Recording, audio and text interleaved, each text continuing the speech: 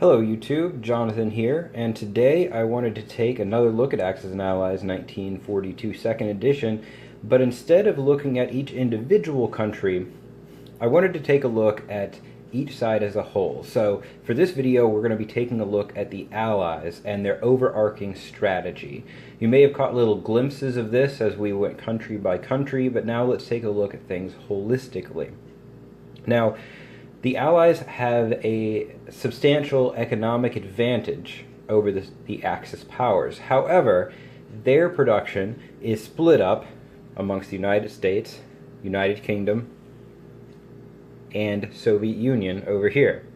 So you don't have all of that money, all of those units, all of that power concentrated in one set of hands. You've got to work together if you want to bring the full strength of your forces to bear on the Axis and win this game.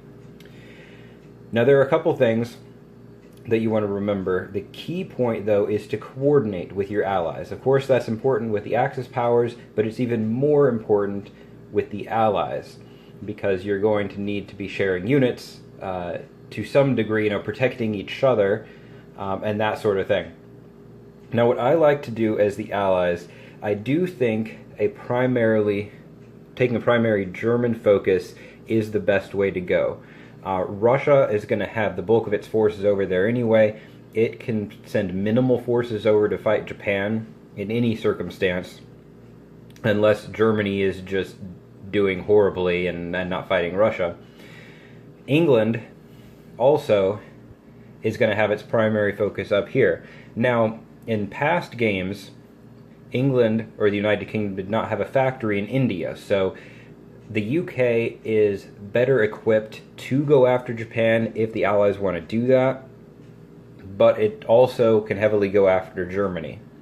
So you've got the Soviet Union has to go after Germany. England could go either way, but it can only produce 3 units a turn in India, so it is a little bit limited going after Japan. And then you've got the United States, which can be an equal opportunity attacker. It can go after Germany, across the Atlantic, or it can decide to go after Japan in the Pacific. Now, if it goes after Japan, there's the potential that, it could tie up the Japanese fleet, it could island hop, it could eventually land in the south there in French Indochina, or maybe in the north to help out Russia, or in Manchuria eventually. And that's all possible. But the Japanese Navy is bigger, is stronger early in game.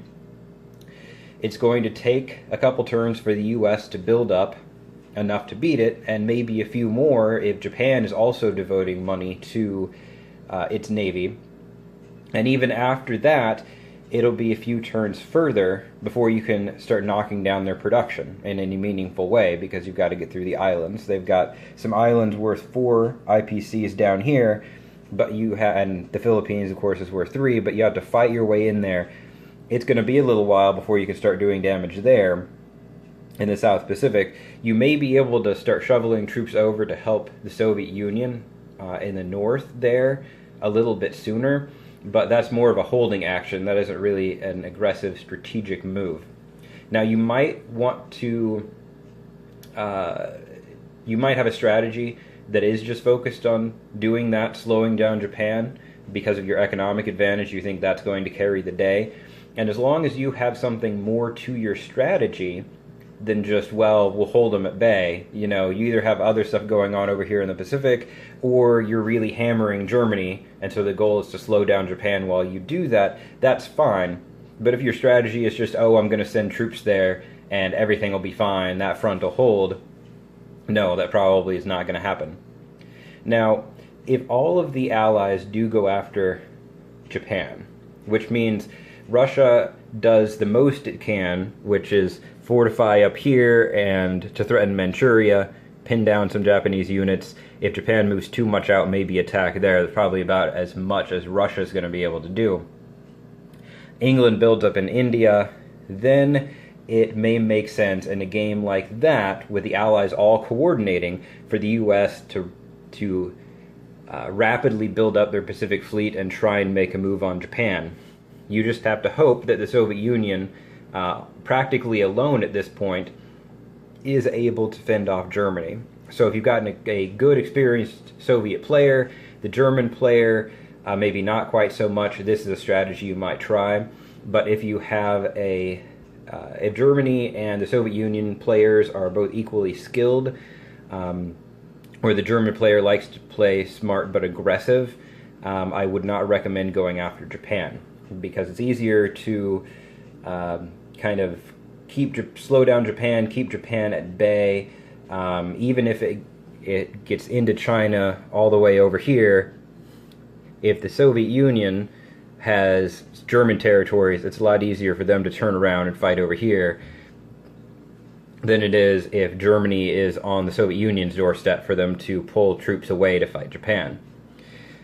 So I really stress, I prefer, unless there are additional factors in the game, player skill level, typical aggressiveness with which players play that you want to take into account, I think going after Germany primarily, just applying some but minimal forces over in the east, just enough to slow Japan down, is really the way to go as the Allies. Now, especially early in game, when it comes to the UK and the US, you're going to want to be coordinating your navies. Remember, in this version, transports do not defend, so if you lose your surface fleet and you've got a couple transports there, all the transports are gone. So it's going to be critical early, while the two of you build up, that you coordinate where the fleets should be, and that you move together for the first turn or two whenever possible. You also want to keep an eye on where Germany has positioned its fighters and bombers, and where its navy is, until its navy is completely destroyed. That way you know what kind of surface fleet you need, and have just a little bit more than that, so that you don't inadvertently lose your transports if you have one bad roll. Now, the US and the UK can do some other things too. In a lot of games that I've seen, and this is my preferred method of starting, when the US does start sending troops across, they start in North Africa. And I've seen a lot of games where England will move down there and then the US will move over there as well, so that, again, their fleets are together, they're taking advantage of dual protection. And eventually, the US will have a big enough fleet, it will normally start threatening down here after Africa is secure, and England will move its fleet up here, so that just so Germany has to defend more territories, and the more Germany is spread out, the fewer forces it can commit to any given territory, and the easier it is for the Allies to pick and choose. Now, it is going to be important as the US to continue your transport train back and forth, or a triangle or something like that, depending on where you want to go. Always have new transports coming across, as long as you can protect them. That's key. But as long as you can protect your navy, always have new transports coming across, delivering fresh troops. I was playing a game one time where the U.S. was splitting its forces between the Pacific and the Atlantic, and they landed with this navy down here, as expected. And I think for the rest, they built some surface ships to help out England, but for the rest of the game, maybe they built one more transport, if that, and barely shoveled any more guys over. So sure, they had their fleet, but as soon as I was in a position, as Germany in that game, to sweep down here and kill the couple units that they had, well, it was going to take them several more turns to load up, move over here, and then get over across North Africa. You don't want to be in that position as the United States. Your allies do not want to be in that position. You always want to get more troops across. You can either load them up in transports later and move them up here, or you can just keep marching them across. You can have them come over here if Japan is causing an issue, or you can swing them up here if the Soviet Union needs some extra assistance.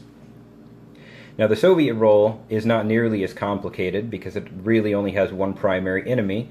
The only thing that they might do a little bit differently, depending on if the other allies want to go after Japan, they might change what they do up here with these troops, and in Novosibirsk, they might move that and Kazakhstan over into China somehow if they want to be aggressive towards Japan, if the allies want to do that. But otherwise, all their attention is going to be on Germany no matter what the other allies do. So when it comes down to it, yes, all the allies want to coordinate, but it's really the UK and the United States especially that need to coordinate at even a higher level. Okay, where is your navy going to be? Where do I want my navy to be? And because Germany goes before them, it goes Germany, UK, United States.